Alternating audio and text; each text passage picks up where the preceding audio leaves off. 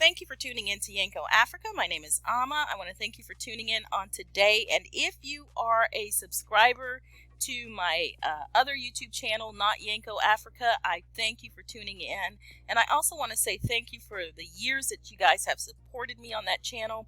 I'm going to upload this year, as you see, to this channel as well. I do want to say, with the changes that are going on YouTube for all of us, I'm not sure exactly where this channel will stand. But if I decide to take the videos down or to put them on private or to move them to another location, I will let you know. But I do want to say thank you guys for your years of support. I greatly appreciate you and your support.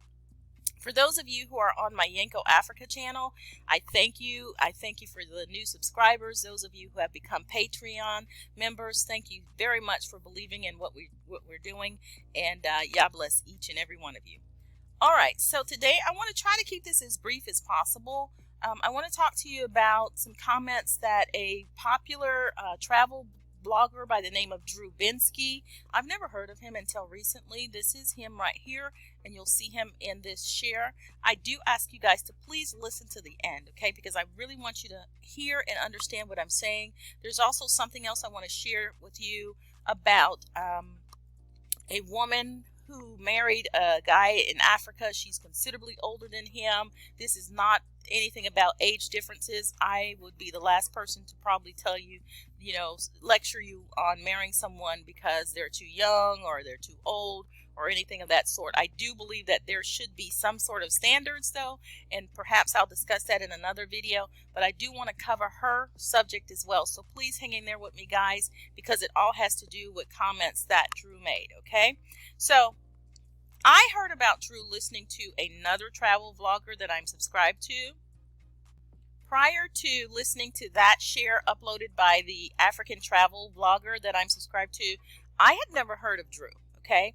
And so in his video, he was speaking with Drew. They met on the continent and they were talking, and he asked him basically why was he making negative comments about Africa. So I listened, and I listened to what Drew stated. And I said, okay, let me check out his full statements, okay? Because he made a very important statement that he says that he's been to many African countries, and 95% of the time he gives a good report on the country. But he reported on his experience in the Gambia, all right? And so people were attacking him, both Africans and both non-Africans, Europeans were attacking him. And I'll tell you why I think they were attacking him, because plainly, I think he just spoke the truth, okay? And sometimes people don't like to hear the truth. In fact, oftentimes people do not like to hear the truth. So I'm going to let you listen. Please listen to what he said, and then I'll come back and talk to you about that. And then I also want to talk to you about the white Canadian woman that married an African, okay? All right, so please bear with me, and here we go.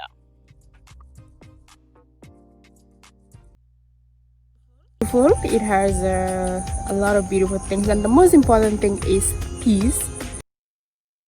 Our first stop led us to see monkeys in the wild. How do you feel being surrounded by monkeys? I think if I stay here for about 5 minutes, I think it's my family. Then we proceeded to roam around some markets. It's so colorful and busy around here. Which were a bit too crowded for my liking, but it's always a great way to dive into local culture. And speaking of culture, the Gambia is a very conservative Muslim country, and I found it really unique how so many women are dressed in all white. Because they go to Arabic school, so they put on the white veil. You know, Islam means peace. Yes. I find the capital city of Banjul to be much smaller than other West African capitals. It has a few nice buildings, another big market, and a not so clean coastline. It's also really hot and humid here. It's so hot, man. Like really hot and humid. Sitting here baking in this car because they told us to wait in the car. In terms of nature, the Gambia has it all. Palm trees, jungle, beaches, and tons of wildlife. The natural beauty is the best thing about the country so far. Amazingly, the Gambia is so small that we've already covered half the country in 2 hours. And if I'm being honest, it's not exactly my favorite place in the world. It seems to be a rundown party hotspot among Europeans with not so clean bars, clubs, and lots of sex tourism. That being said, I did enjoy the hospitality of the people. It's only Gambia, it's only peace we have in this country, man, and love from unity and everything, Believe me, they don't call it the smiling coast of Africa for nothing. People are generally really happy and they're also very welcoming. A friendly country to anyone. So which country do you come from? From America. From America. You from Spain. How is the people of Spain? Is this the first time to come to the Gambia? Yes, sir. So how do you see our country? Very nice people, nice beaches.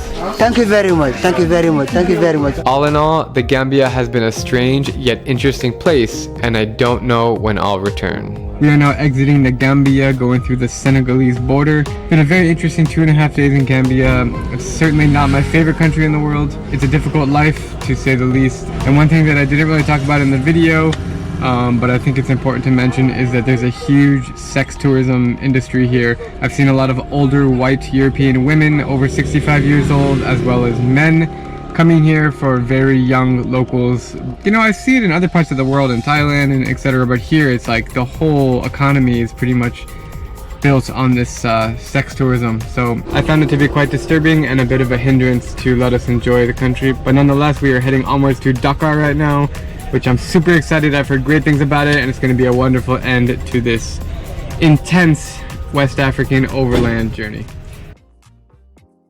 All right, so that was Drew giving his experience in the Gambia, okay?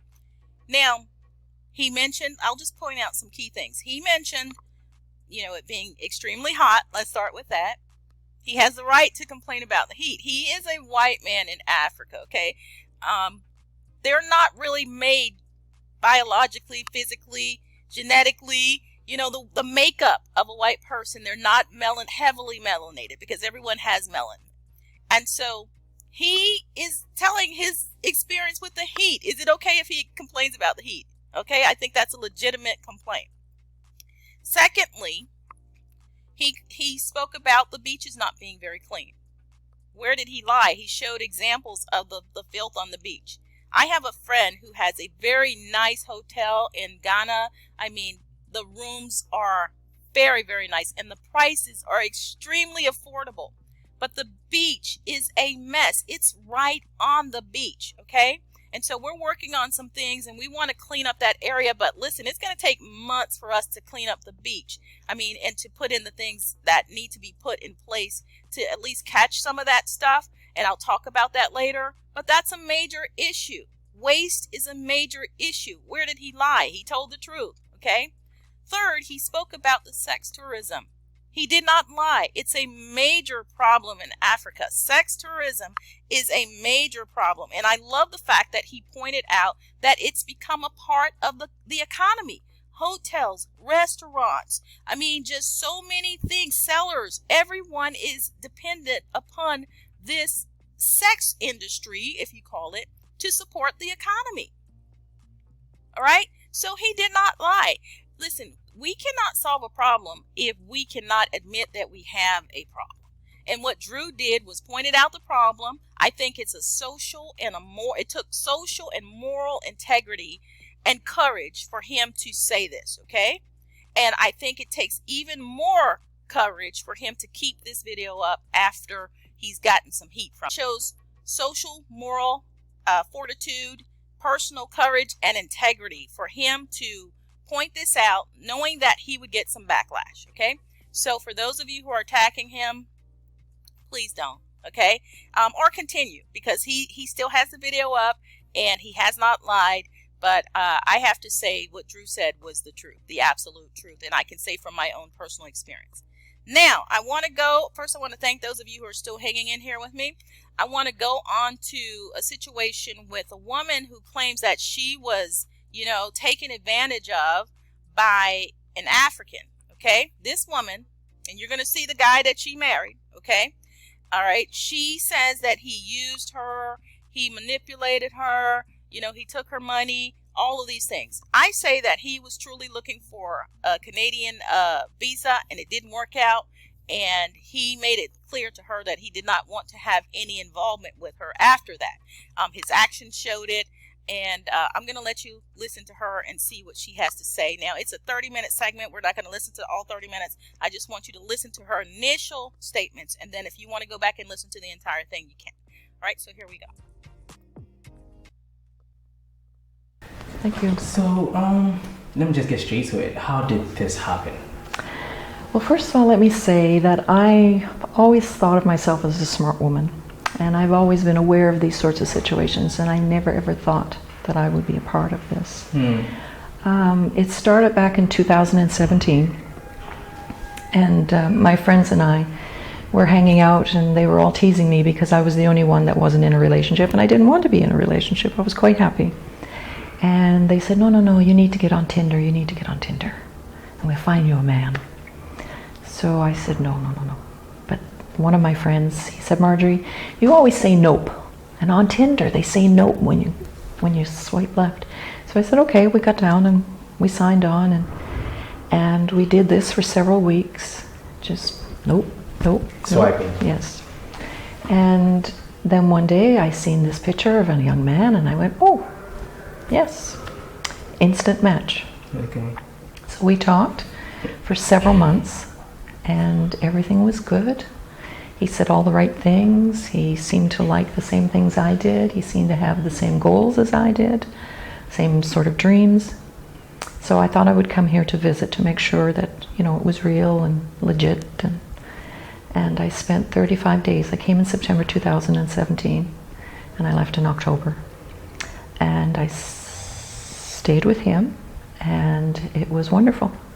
He was quite the gentleman. He entertained me. I met some of his friends. We had a lot of fun, and we married. So on October the 9th. Wait, how long did it take you to get married? You married the first time you came to visit? No, during that 35 days while I was here. Yes, it just okay, seemed, that was fast. Yes. It's just, at my age, you seem to know what you want. Okay. Right? Okay. And I really cared about this gentleman. He seemed sincere. He said he was a music producer. I wanted to help him pursue his dreams and help him. And he seemed to be very respectful of me. Okay. And what I wanted to do. And I know most people, when they know our age difference, they'll think it was, more of a sexual thing, and it was not. It was not about that at all. I really, truly cared. And we did. We married. I'd spoken to his mother. I got her blessing. The uncle was at our wedding. I got his blessing. And the goal was for me to come back, sell my home in Canada, and to move here, help him with his dreams. He would do some traveling, and that was fine. And I would start my NGO here and work on what I wanted to do. So I returned and put my home up on the market. Okay, guys, so what I did was I am re-recording my response to her statements, so you may see a difference in the screen here. And so what I want to say is, first of all, I do have some compassion for this woman, because I think she pretty much in her desperation made this choice. But also, I have compassion for the guy that she was involved with. Okay, and you may say, well, how can you have compassion for him? I'll tell you why in just a moment. But the thing, before I forget, I find it interesting that a lot of people, her story has pretty much made the rounds on the internet. I've seen her online before, and I wanted to speak about this before. And then the thing with Drew just kind of triggered it to just go ahead and, do it all together, right? But she is like a lot of the women that Drew described, older, 65 and older, or at least she looks it, all right, or maybe even younger women who come to the continent, and I tell you, and their whole purpose is sex, okay? Now, in her situation, she was looking for love, I do believe, but at the same time, she was looking for someone who she could control with her money, even no matter how subtle. That was the objective, okay? And so he wanted, clearly, just to be able to get to Canada, all right? The agreement, as she stated, was for him to travel and for her to support him with his music, and that she would return to the continent and she would do her NGO work, okay? Long story short, she returned to the let's start with this. She came to the continent And she mentions 35 days, but it was within 35 days by her own admission. So in less than 35 days, she married him. In less than 35 days, she married him, okay? Now, I know you can speak with someone online and really feel that you know them. Okay, we've all done that. If you haven't been on the internet for a long time, okay? But for those of us who were back in the days of AOL and so on and so forth, you can speak to people and really feel like you know them, okay? And that's the dangerous thing. Okay, I'm going to put this stuff in a book, okay? Where you have to be diligent and vigilant and, trust your instincts. Call it the Holy Spirit. That's what I call it. Trust your instincts, but you have to be wise. And don't fall into the trap of your own emotions, your own vulnerabilities, your own weaknesses, your own desires, okay? And don't take advantage of other people's vulnerability, their weaknesses, their desires, their poverty, whatever the situation is. All right.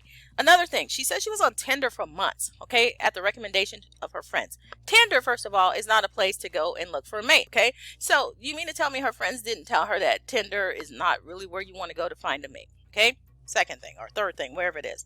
And I mentioned that she knew him less than 35 days when she married him. Now, age, I will be the last person to kind of hammer you about age differences, although I do believe that there should be responsibility. I think it's wrong for a 65-year-old to marry a 20-year-old. Not if you say you love them, because you haven't allowed them a chance to live, to experience life, to gain life experiences that's going to help you in your relationship. So how can you honestly say that you love the person, okay? When you know that they are operating at a disadvantage. They're going to change. They're going to mature.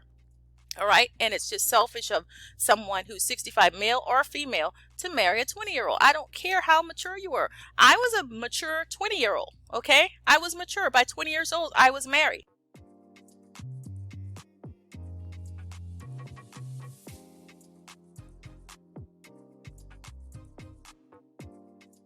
Okay. And I was mature. But it doesn't mean that the person that you marry, if you're much older, that they have had the same life experiences. And when they start to change, then the other person wants to try to rein them in and get a control and a hold on them if they're not the right person, okay? Very few people are going to be mature to grow in grace and grow into that relationship and handle it, without trying to run wild on you. And so she made that mistake, okay?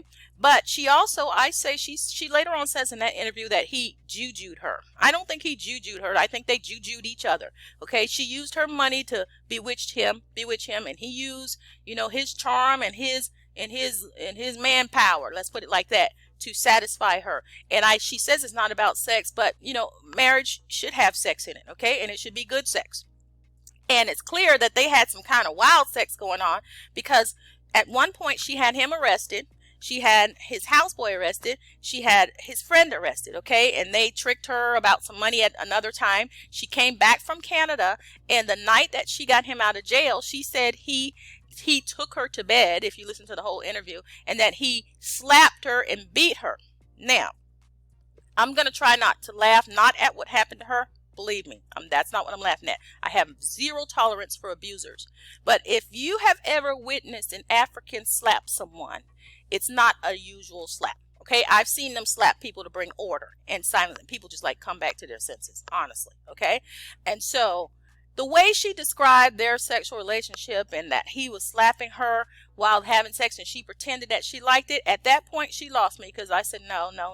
There's no way an African can slap you and you pretend that you like it. Okay, you have to be into that kind of stuff. So that's just my take on that. I don't believe that part of the story. Later on, she did have him arrested and showed some bruises. But my question was, if he beat you so bad the very night that you got him out of jail after he pleaded, and the government and the police were ready to send him up the river, so to speak, why wouldn't you go to the police the very next morning and show them bruises and such? She never did that. But she said she rather pretended that she liked it. I think some other witnesses were around, and that's her story that she's sticking with, okay? Because they would probably testify that it's different, okay? But later on, she did have him arrested, showed some bruises on her arms. He was the whole time trying to get her to leave. And then she says that people told her that he's jujuing you because she said she saw him bathing in some leaves.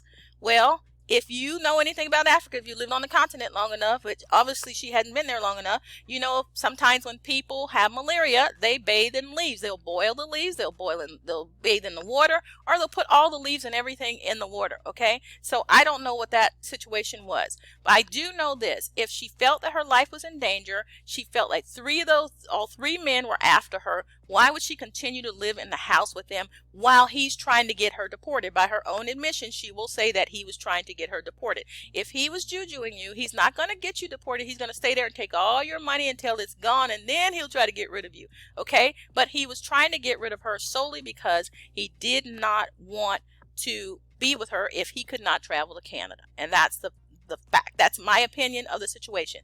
But what bothers me is that the sympathy that she's getting from Ghanaians, not sympathize with her situation, yes, but I say they would not show that same sympathy to their fellow Ghanaian woman. If a Ghanaian woman or an African woman or African throughout the diaspora would have married this guy, been the same age, there would be a major complaint that they're coming here sleeping with young guys. Why should we feel sorry for you? Ashawa. They'll be calling you all sorts of names, okay? Old cargo, everything, okay? All right, so why in the world are they sympathizing with her? And I say it's simply because she's white. For the same reason that white people attacked Drew, because Drew told the truth about white people who are coming to the continent and having sex with young Africans, okay, and taking advantage of their poverty and their desires and their needs, okay? And so in my opinion, yes, she was used, but he was also used, okay? And concerning what Drew said, Drew told the truth, and y'all need to leave him alone. That's my opinion. I'm sticking with it. You have the right to maintain yours. Shalom.